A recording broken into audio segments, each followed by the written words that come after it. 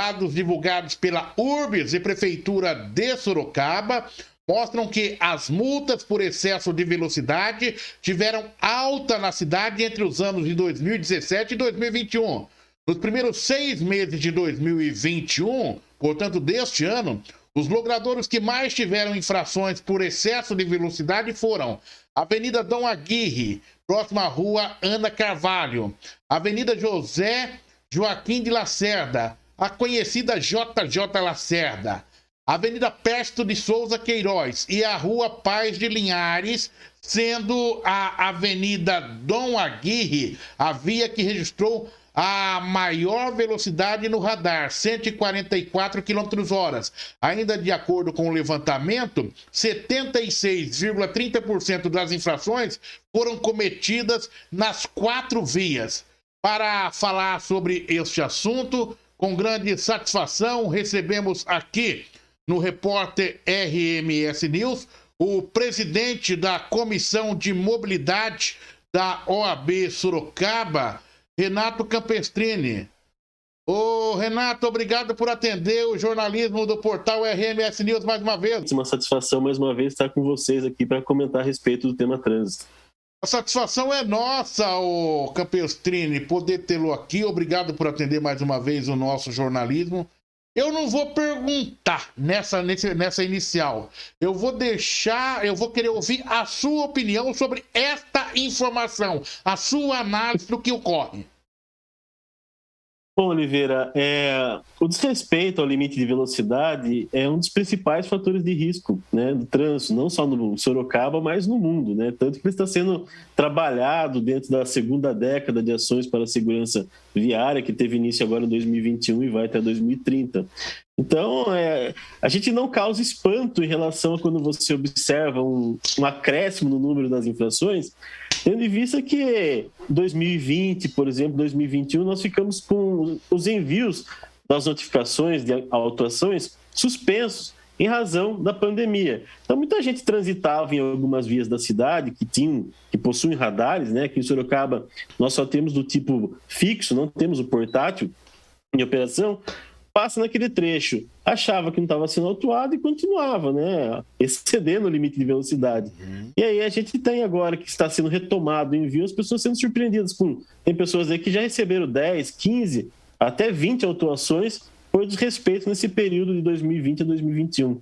Então, como você falou na sua abertura aí, as pessoas têm que ficar atentas, né, respeitar a todo momento e de forma voluntária os limites de velocidade. Meu caro Renato, eu já vou direto a ponto. O cara levar 10 multas por excesso de velocidade em pontos diferentes, ele consegue justificar? Tem alguma justificativa plausível até no seu recurso? Dificilmente, né, Oliveira? Eu já fui membro de Jari Municipal, já fui membro presidente de Jari do Detran aqui da região de Sorocaba, né? E assim, as multas de radares, a gente até... Existe você ter deferimento em algumas delas quando o motivo é plausível, né? A pessoa tem que justificar muito bem a razão do porquê desrespeitou o limite de velocidade e acabou sendo autuado. Mas na maioria das vezes, a argumentação que acaba sendo aplicada não se sustenta. Hoje, né, nós temos na legislação a resolução 798 do Conselho Nacional de Trânsito, CONTRAN, estabelece que você tem que ter, além das placas anteriores ao equipamento, tem que ter uma também no própria coluna de sustentação do equipamento. Então, o condutor tem que a todo momento respeitar as normas. Então, tem placa de 60, de 70, de 40, tem que se respeitar esse limite. Não jogar com a sorte se aquele equipamento está funcionando ou não. Então, o que a gente tem notado, não só em Sorocaba, mas em outras localidades, é assim... Como ficou suspenso por um prazo muito longo, parece praticamente 2020 como um todo, o envio das notificações, as pessoas continuarem correndo no erro de desrespeitar limite de velocidade, não parar em sinal vermelho, conduzir manuseando o celular. E aí, quando chega aquele calhamaço de autuações, elas falam, mas eu não recebi em 30 dias. Mas não recebeu mesmo, porque tem uma regra que estabeleceu a retomada dos prazos a partir de janeiro de 2021.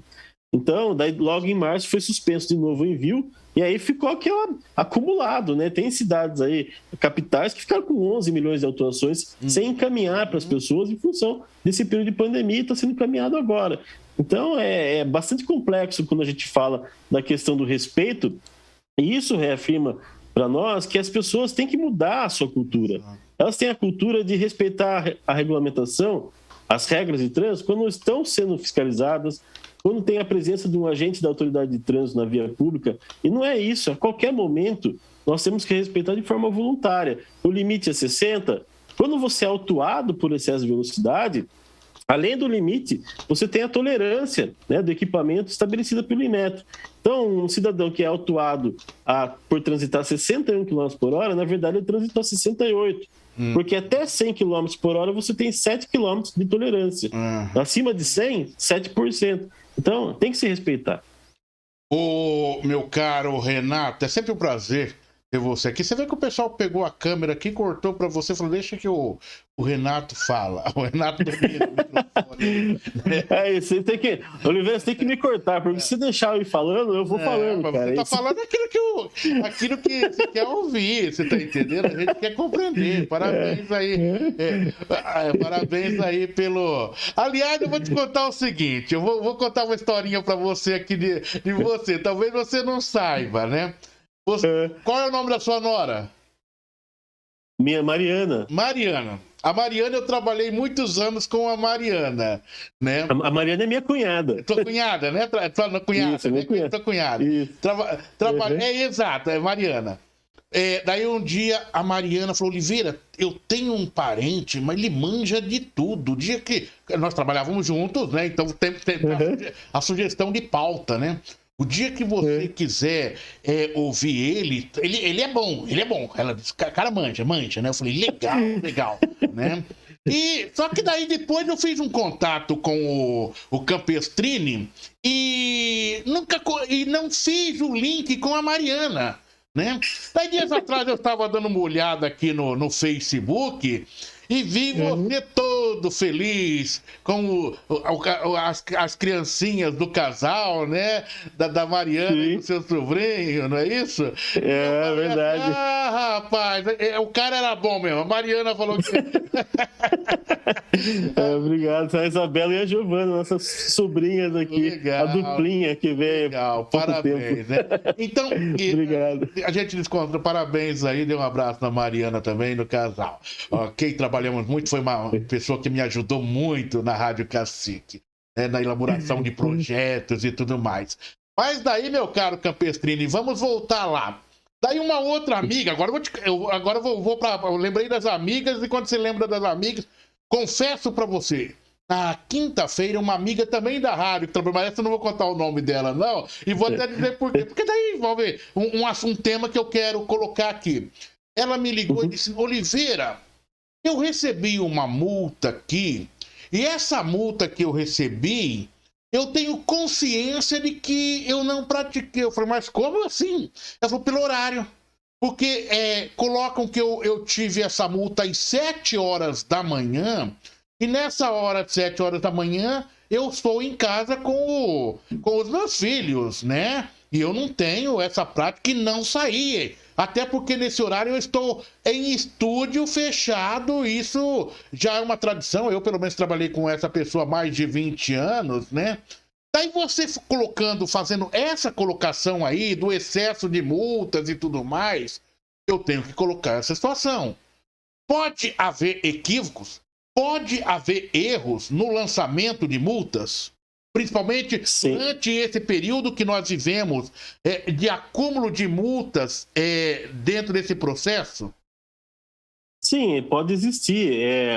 Quem faz o procedimento, né, quem lavra o auto de infração é um ser humano, uma pessoa que está sujeita a cometer algum equívoco. Como quem faz o lançamento no sistema também são pessoas, né? Às vezes eu falo para você, como ex-presidente de Jari, de que acontecia casos de uma letra mal encaixada ali, uma mal percebida, acabava resultando em uma autuação indevida para uma pessoa. Por isso que quem julga um recurso de multa, seja em primeira instância dentro do Jari, seja em segunda instância dentro do CETRAN, sempre tem que se fazer uma diligência, avaliar tudo que está sendo colocado. Eu, como membro do GRI do município, ia até os locais que ficavam em dúvida para avaliar aquela situação, fazer um levantamento, né, para fazer um julgamento da melhor forma possível para o cidadão, porque aquela pessoa não cometeu um crime, foi uma infração administrativa, né? Então, vamos avaliar.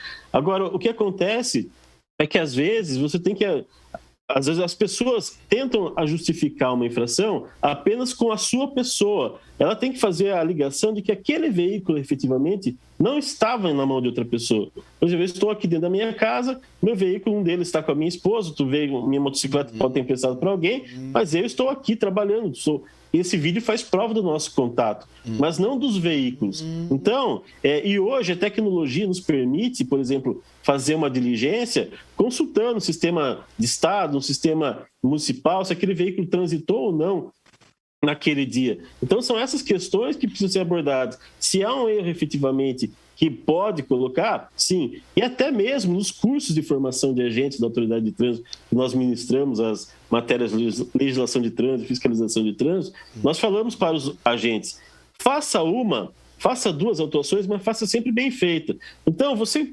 presenciou um cidadão cometer uma infração de trânsito, saca o seu bloquete, lá, o seu boleto, o seu talonário, lavra a autuação na frente daquela pessoa para que ela perceba que naquele momento que ela infringiu a regra, ela está sendo autuada, do que você anotar o número e fazer posteriormente, né? Às vezes, por aquela correria, deixa para fazer posteriormente, e isso é um grande indutor de você ter também autuações lavradas de forma incorreta. Então, é todo um processo. A questão da autuação de trânsito, assim como o processo judicial, ele também chama-se processo administrativo de trânsito. Ele tem início a partir do momento que o agente da autoridade de trânsito lavra a infração de trânsito. Ele começa ali, ele só vai encerrar quando o Conselho Estadual de Trânsito julgar, em última instância, aquele recurso, né? Se ele não tiver sido deferido em primeira instância ou na defesa prévia. Então, ele tem que seguir essas formalidades, a pessoa tem que, sim, que avaliar, ir no órgão de trânsito, pedir uma cópia do auto-infração que foi preenchido para avaliar se aquilo, de fato, bate com a descrição do veículo dela, e tirar alguma dúvida, se a placa está bem identificada, né? Às vezes um J pode virar um U, e isso dá uma complicação bem séria. Então, são questões assim que tem que ser abordadas, sim. O Campestrini, é o seguinte, eu coloquei essa questão pontual porque vai surgir também esse tipo de questionamento e de recurso, e que a legislação permite ao motorista impetrar esse tipo de recurso.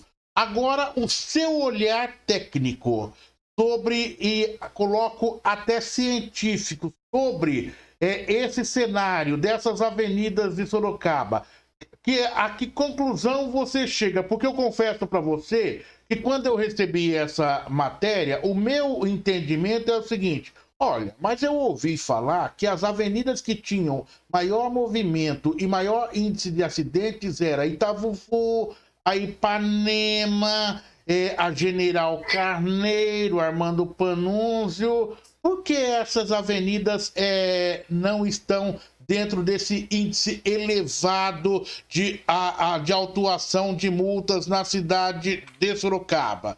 E outras avenidas, entre elas, aliás, é bom lembrar que a Paz de Linhares, que é a Paz de Linhares, não, a JJ Lacerda e a Paz de Linhares, olha que interessante que é, hein? A Paz de Linhares é uma paralela da JJ Lacerda num determinado trecho, se não me falha a memória. Se estiver equivocado, você corrija, porque a gente vai construindo aqui as análises, os pontos para análise, né? E a JJ Lacerda, ela, inclusive, a questão de 4 ou 5 meses, nós tivemos a inauguração do viaduto, ali em frente ao Carrefour Sônia Maria. Isso pode ter provocado um maior deslocamento, ou seja, um acúmulo, um fluxo maior de veículos nesta avenida em função do viaduto, já que ela dá link com a própria Prefeitura de Sorocaba e o Parque das Águas? Não, ali não, Oliveira, porque aquela via, você pergunta, às vezes, os equipamentos em Sorocaba, eles funcionam em sistema de rodízio. Então, às vezes, o equipamento da Itavuvu não está ligado, mas o da JJ Lacerda está ligado. Por vezes pode desligar o da JJ Lacerda e ligar o da Ipanema, da Itavuvu, porque não dá para você colocar todos funcionando ao mesmo tempo, que isso gera um custo, né? É um contrato que existe e o poder público também tem suas limitações em relação a isso. Mas, assim, essas avenidas citadas que estão no topo do ranking, a gente pode observar pela questão da fluidez. São vias, a própria JJ Lacerda, ela, apesar de ser uma via não tão larga assim, mas ela proporciona, está sempre fluindo. Você não tem lentidão, você não tem retenção de trânsito nela, em especial no sentido indo para o Parque das Águas, que é o fluxo maior ali que a gente pode atestar. Então, nessas vias que você consegue se deslocar melhor, é onde o condutor acaba soltando e acelera demais mesmo. O próprio viaduto Fernando Dini Neto, né? Quando você vem da Avenida Ipanema e entra para pegar a JJ Lacerda, ele tem um limite de velocidade de 50 km por hora. Não é comum, não é incomum você ser ultrapassado por veículos transitando numa velocidade superior a essa velocidade naquele trecho. Né? Então, quando ele chega lá para baixo que tem o radar, se ele não tiver ligado, ele vai passar em excesso de velocidade. Então, são essas questões. Quando a gente pega para Itavuvu, para a Avenida Ipanema, apesar de elas terem o maior número de sinistralidade, de registros, o trânsito nelas flui mais concentrado, né? O deslocamento ali é mais... As vias são mais estreitas, as faixas são mais estreitas, então isso, na questão da velocidade, ela acaba reduzindo um pouco, né? Mas você tem aí um maior contato com pedestres, tem muitos cruzamentos, né? Então são fatores de risco existentes que acabam levando essa questão do número de acidentes em relação a essas outras que estão no ranking das com maior registro de infrações. Agora, o certo é que, apesar desses números serem sempre chamarem atenção, há estudos que já foram feitos por especialistas em relação ao número de autuações. Ele é sempre muito mais inferior do que o número de autuações que efetivamente existem. Nós temos um engenheiro que pesquisa muito esse assunto, Horácio Figueira, que ele é de São Paulo, e ele fala que para cada infração lavrada na cidade de São Paulo, 10 mil passam sem qualquer tipo de sanção. Aqui em Sorocaba, numa ocasião que ele esteve, ele fez uma avaliação prévia que dizia que para cada multa lavrada, 4 mil passavam sem nenhum tipo de penalidade. Então é muito comum, quando você tem um equipamento de medidor de velocidade fixo, o cidadão chega, reduz a velocidade naquele ponto e volta a acelerar como se não tivesse amanhã. Isso justifica, por exemplo, você ter um registro de 144 km por hora numa Avenida Dom Aguirre. Isso na Castelinho já seria absurdo um limite desse. Agora pensa numa avenida como a Dom Aguirre, que você tem do lado, no sentido Castelinho, propriamente dito, que tem ciclovia, você tem calçadas. Então é um risco muito grande que as pessoas correm e o brasileiro acredita muito na sorte. Ô Campestrini, em 30 segundos agora, hein? Você consegue em 30 segundos? Depende da pergunta, né, Oliveira, que você vai fazer. É a seguinte, ó, só para fechar. Para aqueles que possam... Você sabe que quando acontece esses temas, isso vai para a Câmara e tudo mais, o pessoal chia, e daí volta aquele velho, aquela velha justificativa. É a indústria da multa. Aí eu te pergunto, e aí? Existe, nesses casos aqui, se afasta esta possibilidade ou sempre a gente tem que estar com um olho no peixe e outro no gato? Lívia, como eu acabei de reportar em relação ao número das autuações, não existe indústria de multa, isso já é comprovadamente.